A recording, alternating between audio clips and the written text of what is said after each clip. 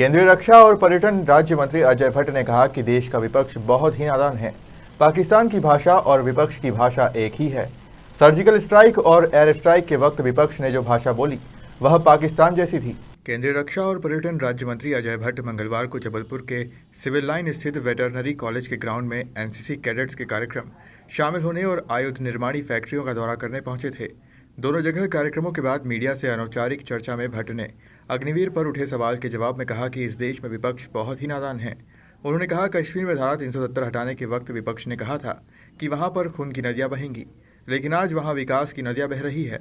विपक्ष बहुत बचकानी बातें कर रहा है। वाली गाड़ी में चलता है और जो सफाई कर्मचारी है वो बेचारा भी बहुत ही अच्छी गाड़ियों में चलता है, क्योंकि उनका जो है डिग्निटी ऑफ वर्क है। काम छोटा हो या बड़ा हो कुछ नहीं है, हमको अपनी आर्थिक स्थिति मजबूत करनी है। इस पर हम आज काम कर रहे हैं। जो करने वाले लोग हैं उनके लिए अथाह संपदा, धनराशि, व्यवस्थाएं सब कुछ हमारी केंद्र सरकार ने और राज्य सरकारों ने की हुई है।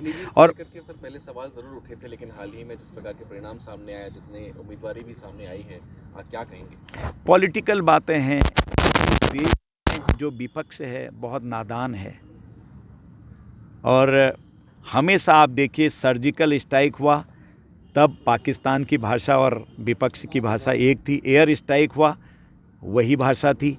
कश्मीर में कहा कि खून की नदियां बहेंगे, जब 370 हटाया था, आर्टिकल वैसे हम धारा बोलते हैं उसको, तो हटाया। आज वहाँ खून की नदियां नहीं, विकास की नदियां हैं। मैं वहीं से कश्मीर से मैं 2-3 बार चले गया हूँ, जम्मू कश्मीर देख के आ रहे हैं हम। तो उसमें भी वही भाषा थी जो और लोग बोलते हैं। इसलिए बहुत बचकानी बातें करते हैं और आजकल जो बातें कर रहे हैं नादानी की बातें हैं।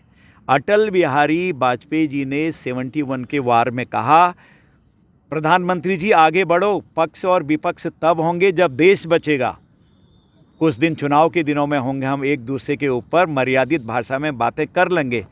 आज तो कोई भी अच्छा काम मोदी जी कर रहे हैं, सरकार बस उल्टा ही मोदी हटाओ देश बचाओ कुछ नारे दे रहे थे।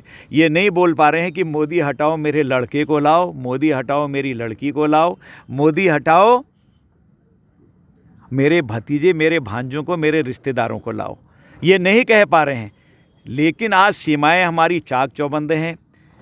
पेंडेमिक में यानी कि कोविड में नंबर 1 पर हम रहे हैं। 130 करोड़ की जनता को हमने बचाया और जगह आर्थिक स्थितियां लड़खड़ा गई। आज हम आर्थिक स्थितियों में भी आगे हैं। अभी एक सर्वे आया है, विदेश के वो पेपर्स ने दिया है, अखबारों ने, आप तो हमसे ज़्यादा जानते हैं, जो हमारा क्रिटिसाइज करते थे।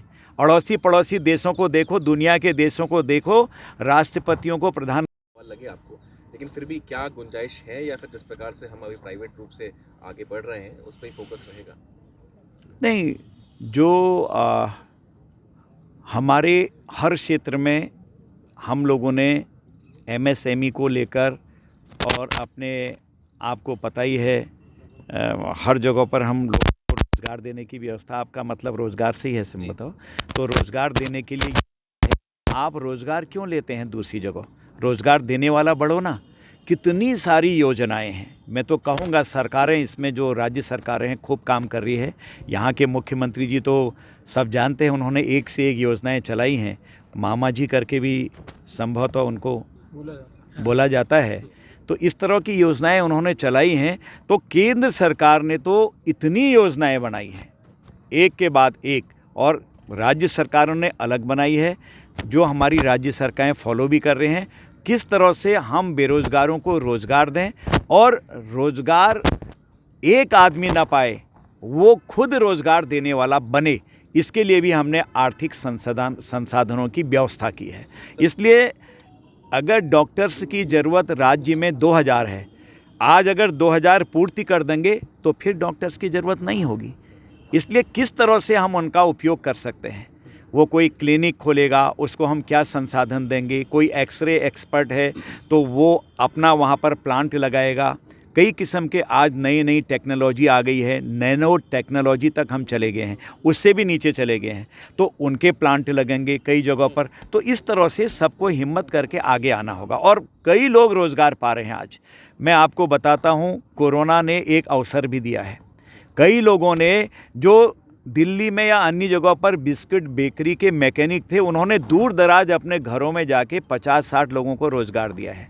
और कई लोगों ने अपनी जो साग भाजी का काम करते थे, कहीं पर इंजीनियर लोग उनके इलाकों में होती थी, उसको एक नया आयाम दिया है। आज उन्होंने कहा मजबूत करने के लिए स्वदेशी इक्विपमेंट्स पर ज़्यादा जोर हो रहा है।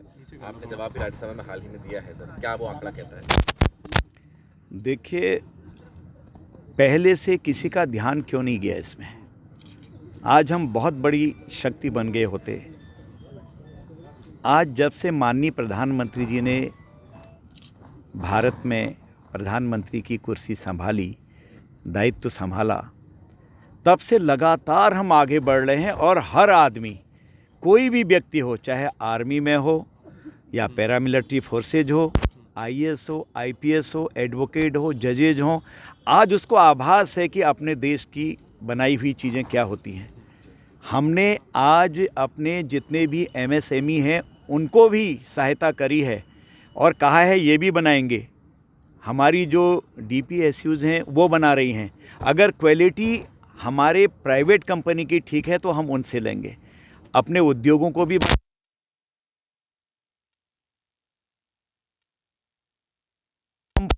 स्टॉक जो साजो सामान भेज रही हैं, पहले कभी नहीं थे।